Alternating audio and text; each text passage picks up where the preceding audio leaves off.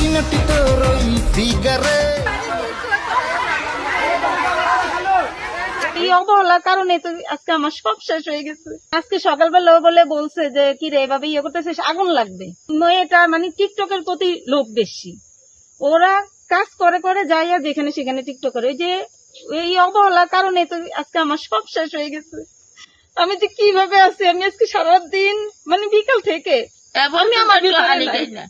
বিশ্বাস করবেন নি, আমার স্বামী হয়তো অনেক কষ্ট করে এই কতটুকু জমি আমি কিস্তি কিস্তি থেকে উঠে তারপরে আমি এই জমি নিয়ে তারপরে এই কতটুকু ঘর করলাম। তো আমি এখন ওনাদের থাকতে দিচ্ছি, এই থাকার পরিণতি আমার এইভাবেই ক্ষতি হয়ে গেল। রান্না বসায় তুই চলে গেছে ওনারা। হ্যাঁ টিকটক করতে গেছে। আমি আবার আমার ওয়াইফাই নিয়ে নাম্বার নিছে, ওই রাস্তায় দাঁড়ায় দাঁড়ায় ওরা টিকটক করে।